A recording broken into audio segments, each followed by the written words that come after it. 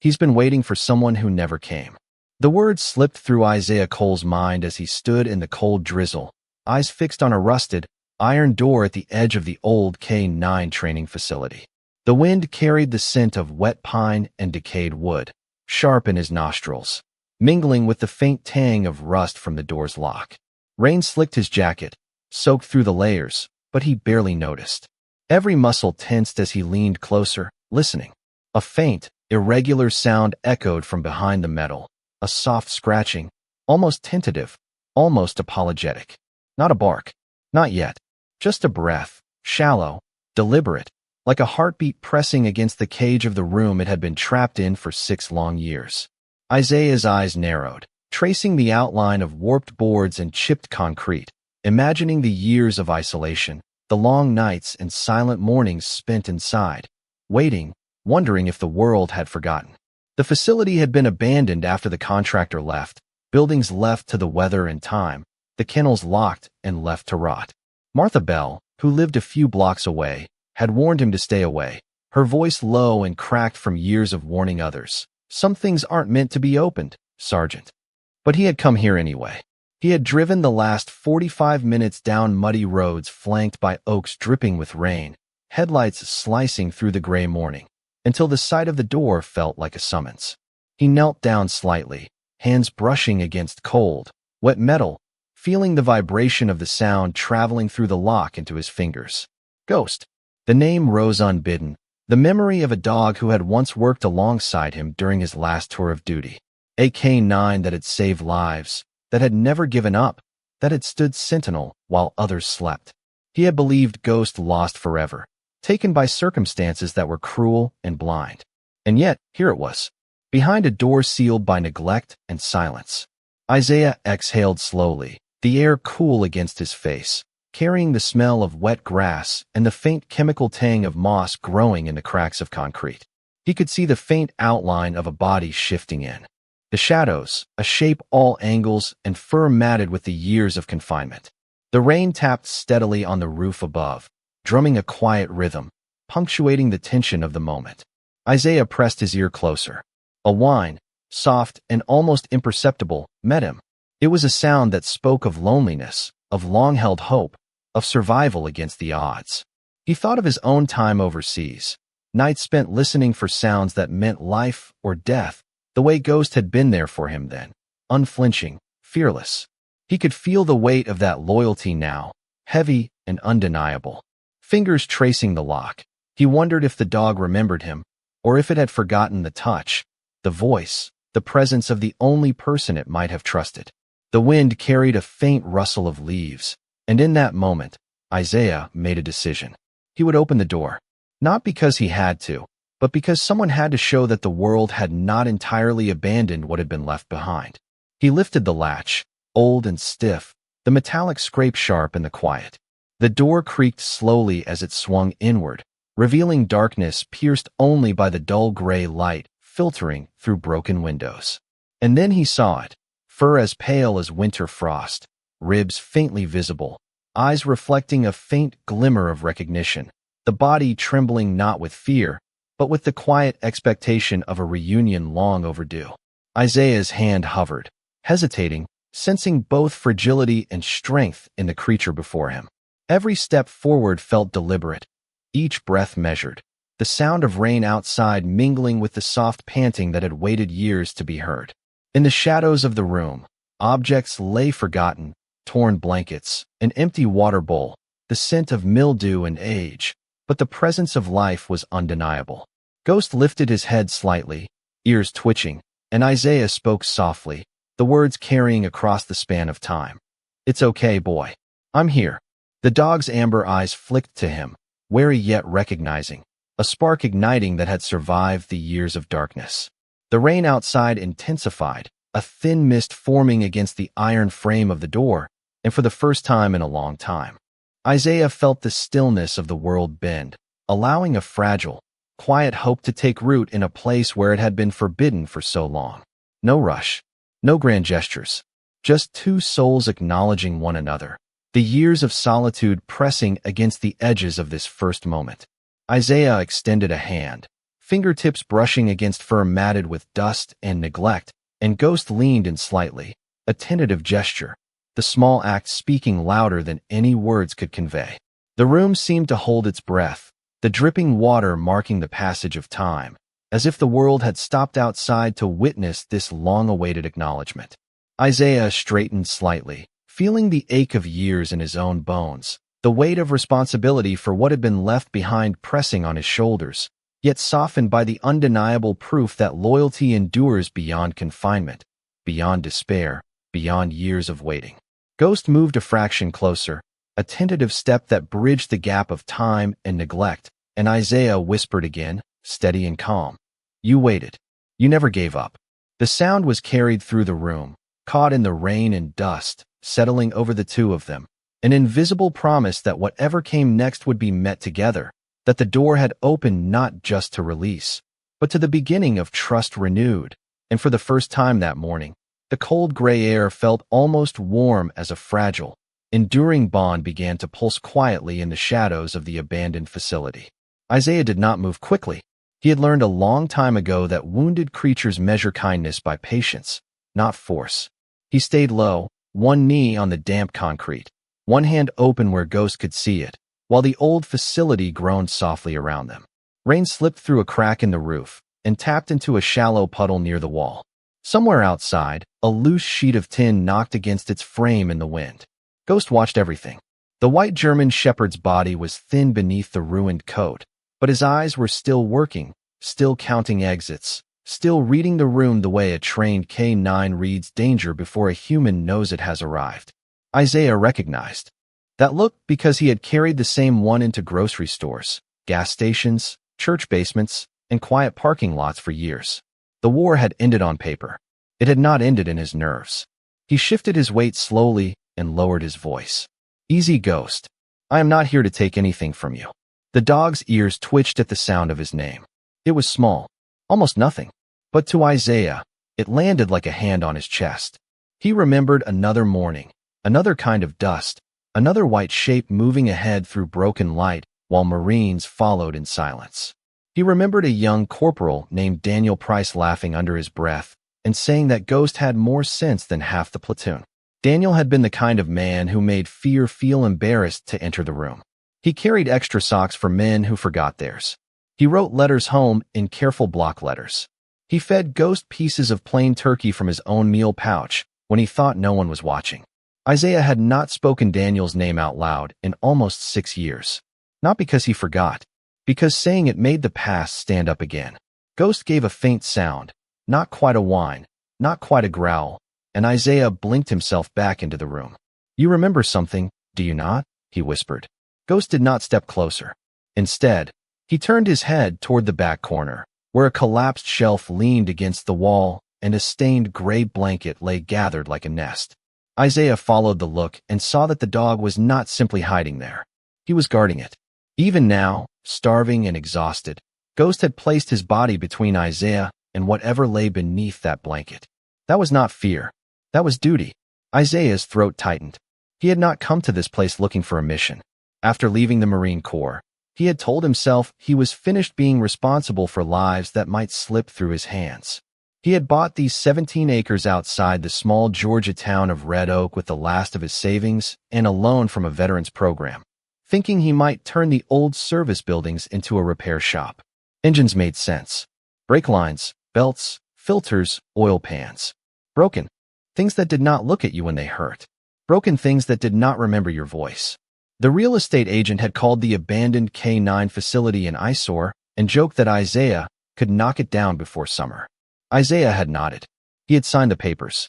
He had even walked the property twice without coming near this door.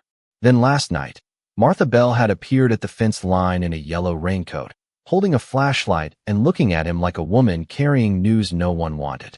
She told him the facility had once trained working dogs for search units, police departments, and military contractors. She told him that after the owner disappeared into lawsuits and unpaid bills, trucks came, men came, papers were signed, dogs were moved, doors were sealed.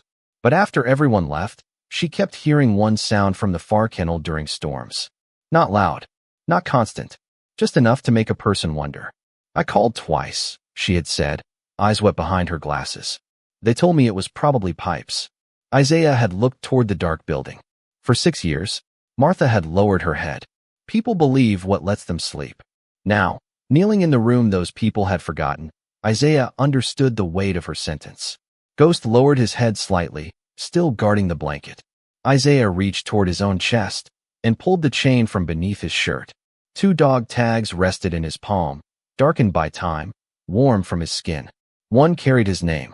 The other carried Daniel Price's, given to Isaiah by Daniel's mother after the memorial service, when she had pressed it into his hand and said he would want someone steady to keep it. Isaiah had never felt steady, not once, but he had kept it. Ghost's eyes fixed on the tags. His nose lifted. The room seemed to narrow around that tiny movement. Isaiah laid the tags gently on the concrete between them, the metal clicking once, soft and final. Daniel was my brother, he said, voice barely holding. If you were his, then you are not alone anymore. Ghost stared at the tags, then at Isaiah, and for a moment the years between them did not feel like years. They felt like one long hallway with a door, finally opening at the end. Outside, thunder rolled beyond the pines, low and far away. Ghost took one careful step forward. His paw touched the edge of the light. Then he stopped, trembling with the effort.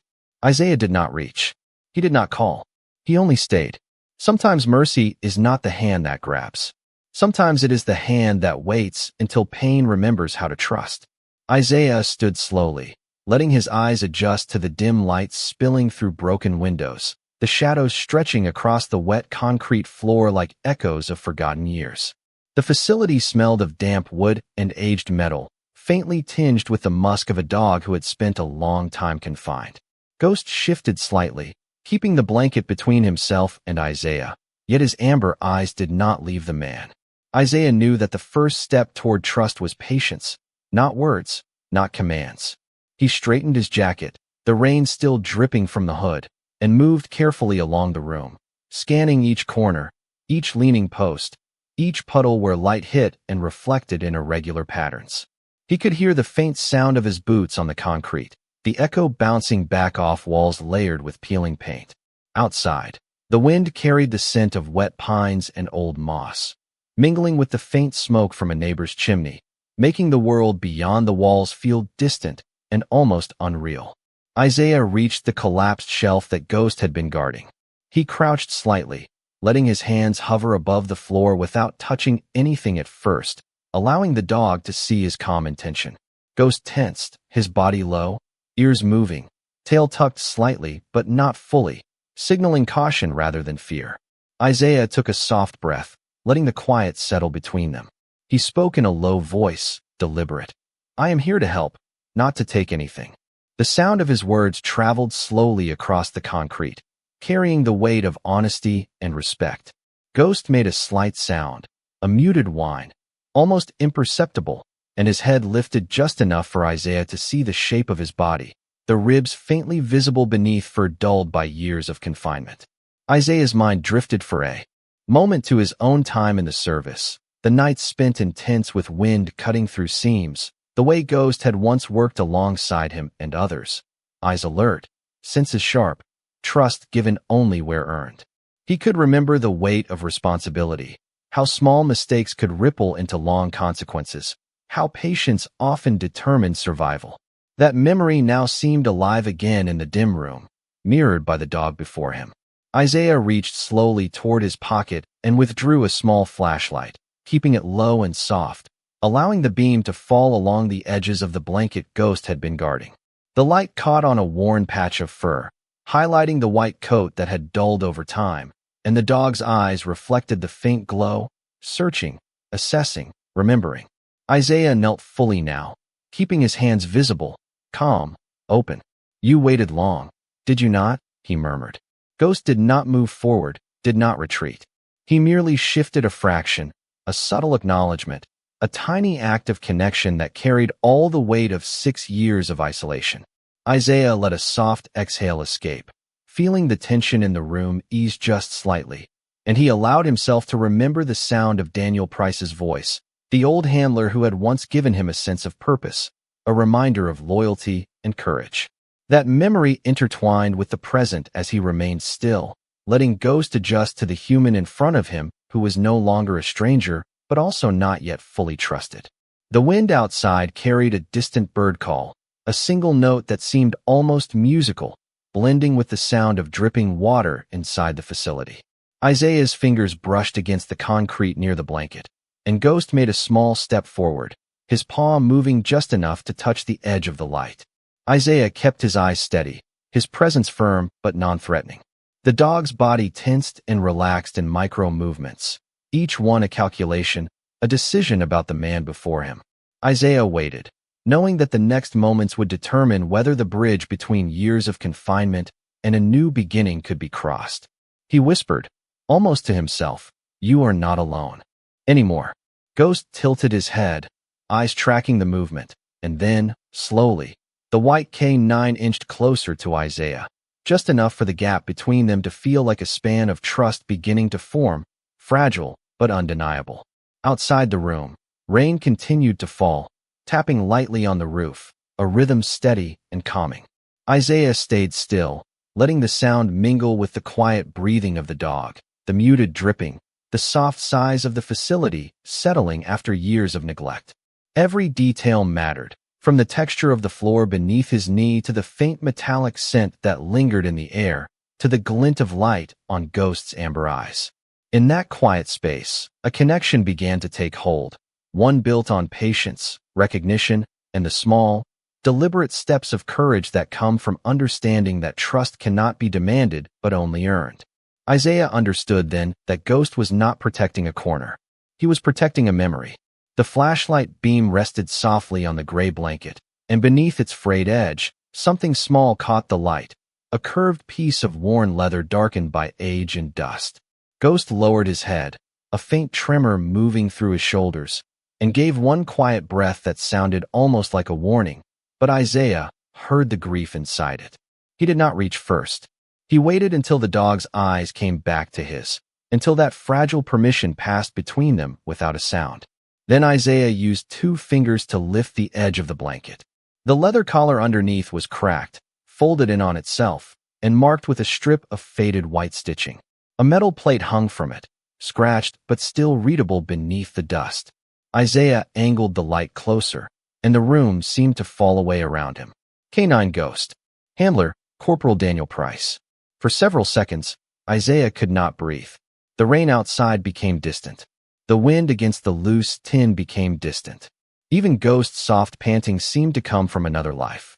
Isaiah stared at the name until the letters blurred, until the past rose up inside him with such force that he had to put one hand on the floor to steady himself.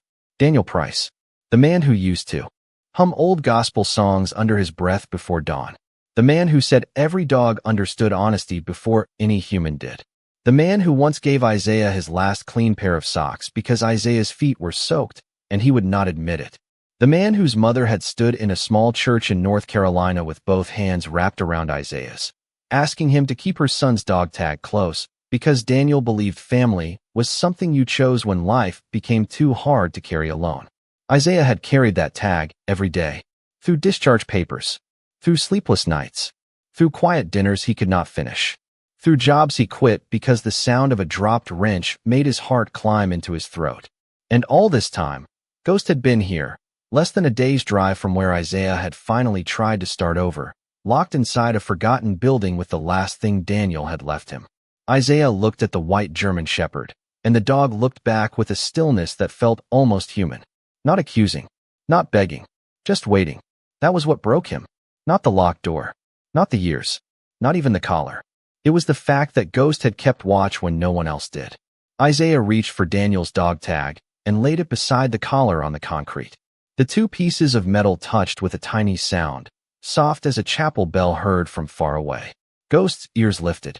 His nose moved, catching the scent of old skin, old rain, old war, old love. He stepped closer, one slow paw after another, until his muzzle hovered over the tag.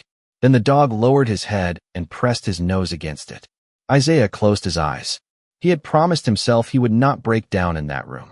He had told himself there would be time for grief later, after the veterinarian, after the paperwork, after he found out how this had happened and who had looked away. But grief does not wait for clean timing. It comes when truth opens the door. Isaiah bowed his head, shoulders shaking once, then again, silently, because some pain is too old to make noise. Ghost did not flinch. The dog simply stood there, thin and trembling, his white coat dim in the gray light, his nose still, resting near the tag of the man he had never stopped remembering. After a long moment, Isaiah wiped his face with the back of his hand and looked again toward the far side of the room. A rusted water bowl sat near the wall. An old training lead hung from a hook. Faded photographs were pinned beneath a sheet of cracked plastic, most ruined by moisture, but one still held enough shape to understand. Daniel, younger than memory had made him, kneeling beside Ghost in front of an American flag, one hand on the dog's shoulder, both of them looking straight into the camera as if they had no idea how much would one day depend on being remembered. Isaiah rose carefully and crossed to the wall. Ghost followed only halfway, then stopped, watching the collar, unwilling to leave it behind. Isaiah understood. He took the collar gently, slowly, letting Ghost see every movement, and held it against his chest beside Daniel's tag. "We bring him with us," he said. Ghost's body changed at those words. It was small, almost invisible, but Isaiah saw it. The dog's back loosened. His ears softened. His eyes, still guarded, lost some of their distant shine. Outside, tires rolled over wet gravel. A truck door opened. Martha Bell's voice called from beyond the kennel entrance, thin with worry. "Sergeant Cole?" Isaiah turned toward the doorway but kept one hand near Ghost, not touching, only present. "In here," he called back, voice rough. "And Martha?" Her footsteps paused. "Yes." Isaiah looked at Ghost, at the collar, at the dog tag, at the open door that had waited too long. "Call Dr. Hannah Reed. Tell her we have a Marine coming home." Ghost lifted his head at the word home, and for the first time, his tail moved once against the concrete. Not strong, not joyful yet, but alive. Martha Bell appeared in the doorway with rain shining on the shoulders of her yellow coat. One hand pressed to her mouth, as if she had walked into a prayer she was afraid to interrupt. She was smaller than Isaiah remembered, her gray hair tucked under a hood, her glasses fogged at the edges, her boots dark with red Georgia mud. Behind her, the morning looked pale and wet, the gravel road silver under the rain, the pine trees swaying as if whispering among themselves. She saw Ghost and stopped breathing for a second, not because he looked dangerous, because he looked real. For 6 years, the town had turned that sound behind the old wall into rumors, pipes, wind, loose boards, anything but a living soul waiting in the dark. Now the truth stood in front of her, white fur dimmed by dust, thin legs trembling, amber eyes fixed on Isaiah as if the whole room might vanish if he looked away. Martha took one careful step inside. Ghost stiffened. Isaiah lifted his hand slightly, not a command, just a quiet request for stillness. "Slow," he said. Martha nodded, tears already slipping down her cheeks. "Lord have mercy," she whispered. The words were not loud. They did not need to be. They settled over the room like warm breath on cold glass. Isaiah crouched beside Ghost again and held Daniel's old collar where the dog could see it. "We are going to get you out," he said softly. Ghost's nose moved toward the leather, but his paws stayed planted on the concrete. Isaiah understood the hesitation. Leaving a prison can be its own kind of fear when the prison is the only place that kept the last memory safe. He slid Daniel's dog tag back beneath his shirt, then looped the cracked collar gently over his wrist, keeping it visible. "He comes with us," Isaiah promised. Ghost watched the collar. Then he looked at the open door. The daylight beyond it was gray, harmless, ordinary. But to a dog that had lived behind metal and shadow, ordinary light could feel like another country. Martha backed toward the entrance, giving him room. "Dr. Reed is on her way," she said, voice trembling. She said not to force him. She said let him choose if he can. Isaiah nodded, though his eyes never left Ghost. "That is what we are doing." A long silence followed. Rain tapped through the broken roof. Water ran down the walls in thin lines. Somewhere outside, a mourning dove called once and went quiet. Isaiah placed one palm flat on the floor, the same way he had done when the door first opened. "Find home, Ghost," he whispered, not knowing why those words came, only that they belonged to Daniel before they belonged to him. Ghost's ears rose. His eyes sharpened. The old command moved through him like a forgotten hymn. One paw lifted. It hung in the air, shaking. Then it came down in the light. Isaiah did not smile. He was too close to crying again. Ghost took another step. Then another, each one slow enough to hurt. Each one carrying the weight of 6 stolen years. When he reached the threshold, he stopped. The rain-scented air touched his face. His nose lifted. For the first time in years, he smelled the world without a wall between them. Wet pine, red clay, distant hayfields, diesel from Martha's old truck, Isaiah's damp jacket, the metal warmth of dog tags.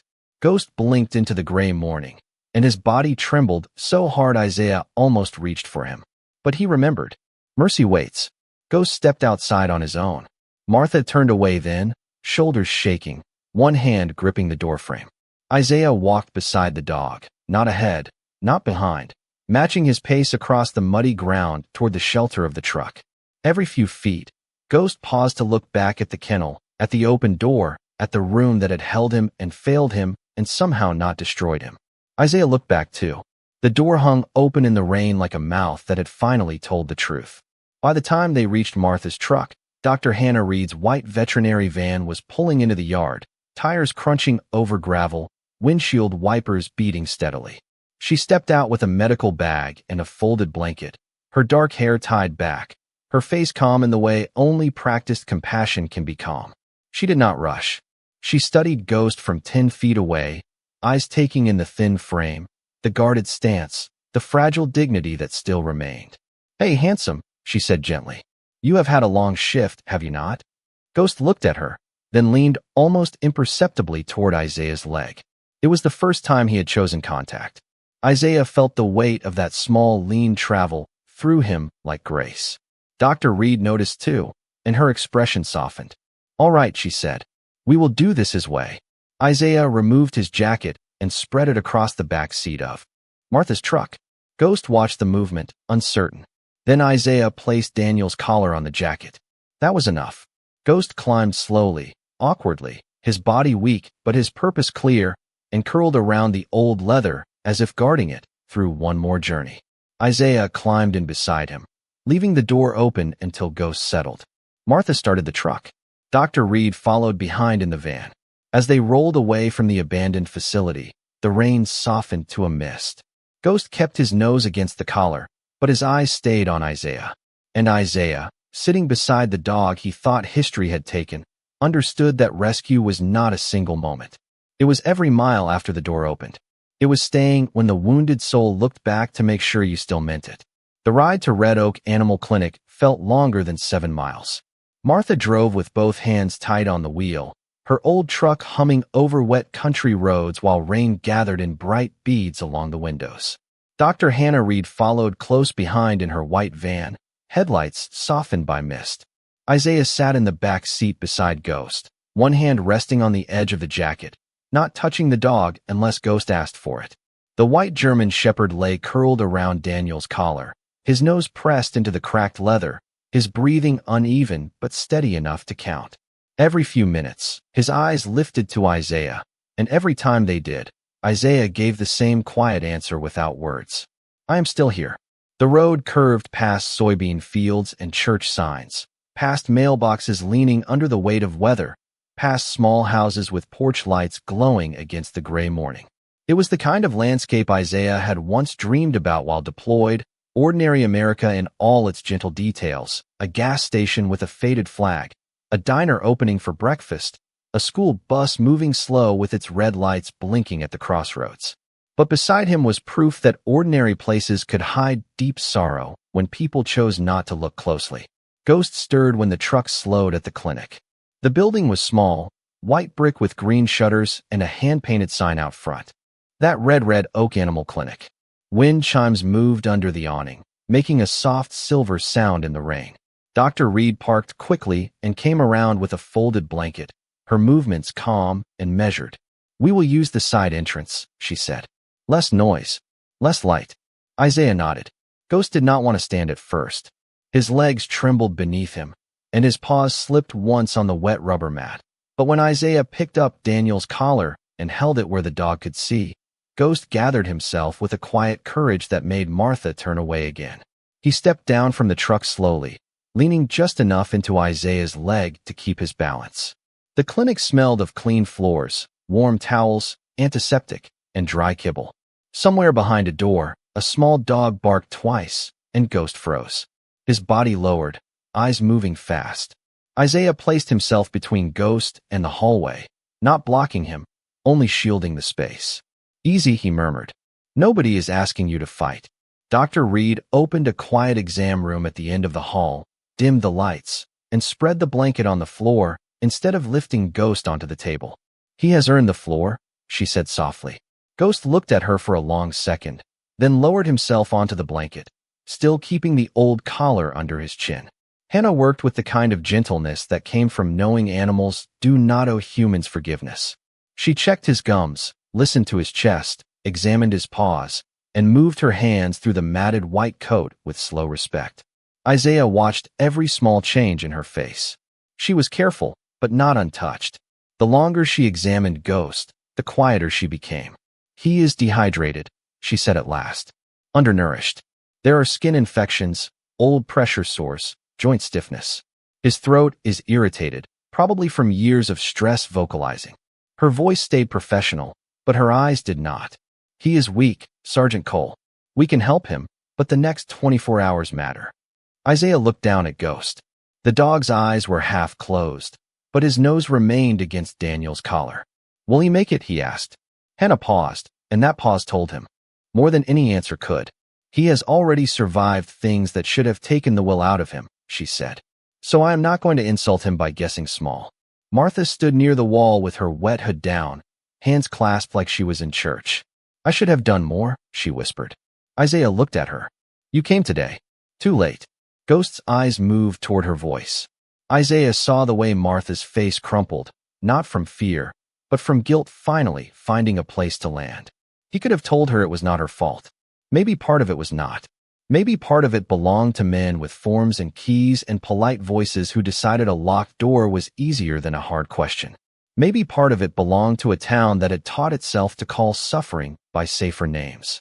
But Isaiah did not speak judgment into the room. Ghost had heard enough human noise.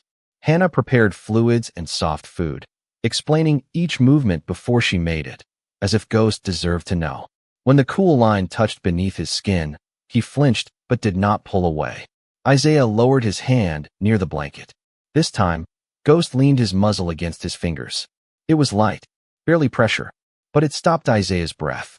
For a moment, the clinic faded, and he was back under a different sky, hearing Daniel say, "He knows who means it, Isaiah. You cannot fake your way past a good dog." Isaiah bent his head until his forehead nearly touched Ghost's. "I mean it," he whispered. "Every word." Hannah stepped back to let the moment remain whole. The rain softened outside, tapping gently against the window. The monitor beside them glowed with quiet numbers. Ghost's breathing eased little by little, not healed, not safe yet, but held. Isaiah sat down on the floor beside him, his back against the cabinet, his knees drawn up like a tired recruit after a long march. He had planned to stay until the doctor took over. He had planned to sign whatever needed signing, pay whatever he could, then drive back to the property and decide what came next. But Ghost opened his eyes and looked at him whenever he shifted, and Isaiah understood the truth with a heaviness that was almost holy. Opening the door had been the easiest part. Staying beside what came out of it would be the real test. So he stayed, through the slow drip of fluids, through Martha's quiet apologies, through Hannah's careful notes, through the gray morning becoming a pale afternoon beyond the glass. And as Ghost slept with Daniel's collar under his chin and Isaiah's hand near his nose, the old room, the locked years, and the town's silence began to lose their power, one steady breath at a time. By late afternoon, the rain had thinned into a silver mist over Red Oak, and the clinic windows glowed softly against the gray. Inside the quiet exam room, Ghost slept in short, uneasy stretches, his paws twitching now and then as if he was running through dreams he could not outrun. Isaiah remained on the floor beside him, back against the lower cabinets, one hand resting near the edge of the blanket where Ghost could smell him without feeling held. Dr. Hannah Reed moved in and out with quiet steps, checking the fluids, listening to his chest, warming soft food he was not yet strong enough to eat much of. Martha Bell had gone home to change out of her wet clothes, but before leaving, she placed a small paper cup of coffee beside Isaiah and touched the door frame, as though touching the doorway of a sanctuary. No one said much. Some rooms do not need many words. Around 4 o'clock, Deputy Aaron Mills arrived with his hat in his hands and rain darkening the shoulders of his uniform. He was a broad, careful man in his early 40s, with tired blue eyes and the cautious manner of someone used to being called after damage had already been done. He stopped at the doorway when he saw Ghost. His face changed before he could control it. "That is him?" he asked quietly. Isaiah did not look up right away. "That is Ghost." Deputy Mills swallowed and stepped inside only after Hannah nodded. He kept his distance, respectful enough not to crowd the dog. "Martha called the station years ago," he said. "I was not deputy then. I found the old reports. 2 welfare calls, both marked unfounded." The words sat in the room like something spoiled. Unfounded. Isaiah looked at Ghost, at the thin rise and fall of his ribs. Beneath the blanket, at the old collar tucked under his chin. "Did anyone open the door?" he asked. Mills lowered his eyes. "Not according to the notes." Hannah's jaw tightened, but she said nothing. Isaiah felt something hard move through him. Not rage, not the kind that burns loud, but the deeper kind that becomes a vow. He had seen systems fail before. Not always with shouting. Sometimes with stamps, signatures, unanswered calls, and people going home for dinner because the paperwork gave them permission. Mills drew a folded folder from beneath his arm and placed it on the counter. The property belonged to Mercer Canine Services. Private contractor. Trained dogs for search work, law enforcement, some military contracts. Owner was named Travis Mercer. Business collapsed after complaints about unpaid staff and missing records. Dogs were supposedly transferred to shelters and partner agencies. Supposedly, Isaiah repeated. The deputy nodded. "I am reopening what I can, but a lot of the files are gone." Ghost stirred at the sound of papers sliding across the counter. His eyes opened, cloudy with exhaustion but sharp enough to find Isaiah first. Isaiah leaned closer. "Easy. Still here." Ghost settled only when his nose touched Isaiah's fingers. Deputy Mills watched the small exchange, and something in his face softened. "I am sorry, Sergeant Cole." Isaiah kept his gaze on Ghost. "Do not be sorry yet. Be useful." The words were quiet, but they landed. Mills nodded once. "I will." Hannah checked Ghost's pulse again. Her expression had become more serious. "He is fading in and out because his body is tired. The fluids are helping, but he is not taking enough food. If he does not respond by tonight, we may need to transfer him to the emergency hospital in Macon." Isaiah looked up. "How far?" "A little over 60 miles. Ghost's breathing hitched then, faint but noticeable. Hannah bent closer, listening. The room tightened. Machines do not have to make dramatic sounds for fear to enter. Sometimes fear comes in the pause between one breath and the next. Isaiah felt his own chest lock. He had promised himself he would not let the past pull him under again, but the past had a cruel way of wearing new faces. Daniel on a church program. Ghost in a locked room. A dog tag in his palm. A white body struggling for sleep under clinic lights. He stood suddenly and walked into the hallway, pressing one hand against the wall. The corridor smelled of disinfectant and old coffee. A framed photograph of rescued dogs hung crooked near the reception desk. Beyond the front window, cars hissed along the wet road. People going home, people buying groceries, people living inside a world where this room did not exist. Isaiah closed his eyes and tried to breathe. He could leave now, he thought. Hannah was capable. Mills was reopening the case. Martha cared. He had done the hard part. He had opened the door. But from inside the exam room came a sound so small it might have been imagined. Not a bark. Not a whine. A broken breath shaped almost like a call. Isaiah turned back. Ghost had lifted his head from the blanket. His eyes searched the doorway, unfocused at first, then fixed on Isaiah. The old collar had slipped away from his chin, and one weak paw rested over Daniel's nameplate, as if holding the past in place.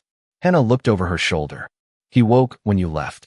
Isaiah stepped back into the room, slowly, ashamed of how close he had come to surrendering to fear. Ghost watched him return. The white canine's body was too weak for grand gestures, but his eyes carried one clear question. "Are you staying?" Isaiah knelt beside him, lowering himself until his face was near the dog's. The clinic lights hummed above them. Rain whispered against the glass. Deputy Mills stood silent by the counter. Hannah stepped back, giving the moment room to breathe. Isaiah placed his dog tags beside Daniel's collar and laid his hand flat on the blanket. "I am sorry," he whispered. "I got scared." Ghost's nose moved toward his hand. Isaiah's voice broke lower. "But I am not leaving." The dog blinked once, slow and tired, then let his head settle against Isaiah's wrist. It was not recovery. Not yet. It was not victory. It was only a decision made by two wounded souls in a small clinic while the sky turned dark outside. But some miracles begin exactly there, not with thunder, not with applause, but with someone choosing to stay through the hardest hour. Night settled over Red Oak with a deep blue quiet, the kind that made every window in the clinic look like a small lantern against the dark. The rain had finally stopped, leaving the pavement shining beneath the parking lot lights and the air smelling of wet leaves, clean soil, and distant wood smoke. Inside the exam room, Ghost lay beneath a warm blanket with Daniel's collar tucked close and Isaiah's hand resting inches from his nose. The fluids had helped, but not enough. Dr. Hannah Reed kept checking the clock on the wall, then the numbers on the monitor, then Ghost's tired eyes, as if she was trying to read a message written between heartbeats. Deputy Mills had stepped into the hallway to make calls, his voice low and careful, asking old questions of people who had learned too well how to forget. Martha returned just after 7 with a thermos of soup Isaiah did not drink and a clean towel folded over one arm. She did not enter all the way at first. She stood at the threshold, looking at Ghost as if afraid her sorrow might be too heavy for the room. Isaiah noticed, and without taking his eyes from the dog, he said, "He knows you tried." Martha's face tightened. "Does he?" Ghost's ears shifted at her voice. That small movement was answer enough to break her. She stepped inside and sat near the wall, silent, hands folded around the towel. Hannah knelt beside Ghost again, placing 2 fingers lightly beneath his jaw. "His pulse is still weak," she said. "But he is fighting." Isaiah looked down at the white German shepherd. "He has been fighting longer than any of us knew." Hannah nodded, then glanced toward the collar. "There may be one more thing we can try before I move him."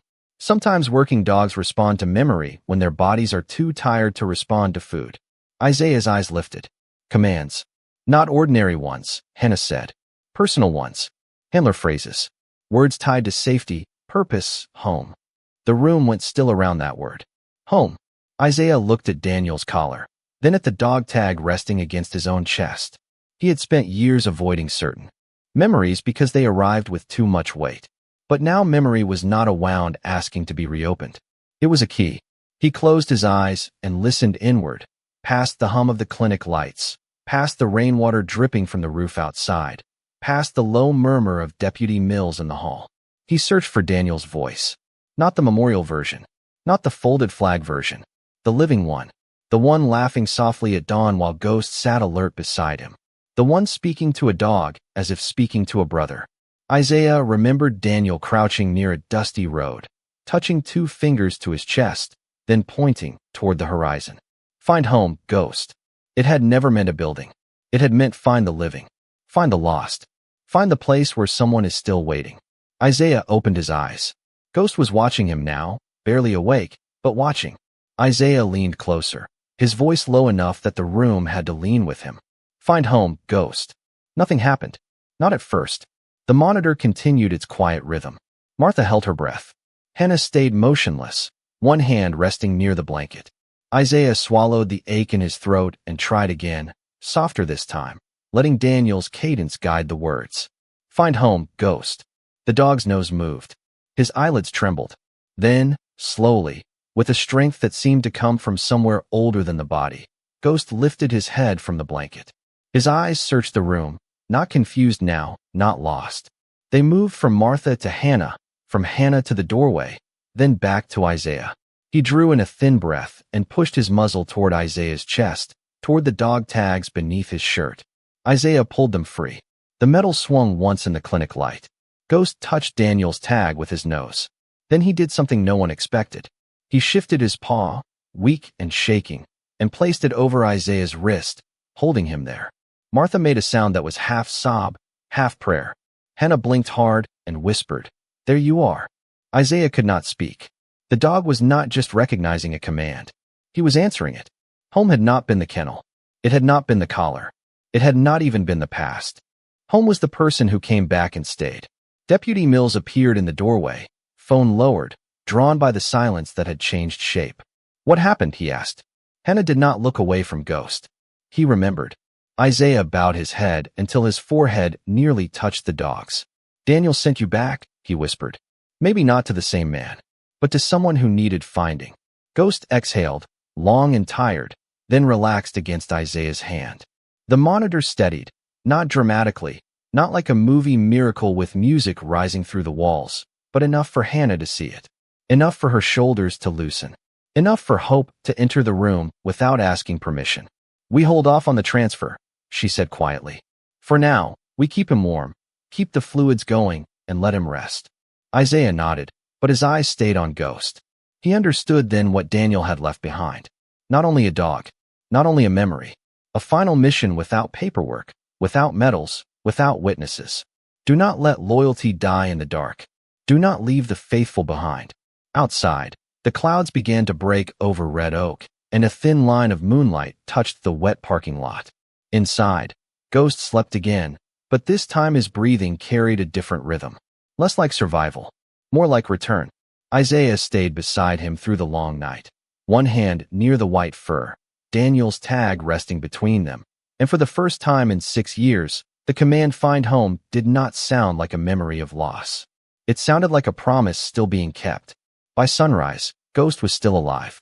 The first light came quietly through the clinic blinds, pale gold across the floor, touching the edge of Daniel's collar, the blanket, Isaiah's boots, and the white fur that had begun to look less like a ghost story and more like a living dog.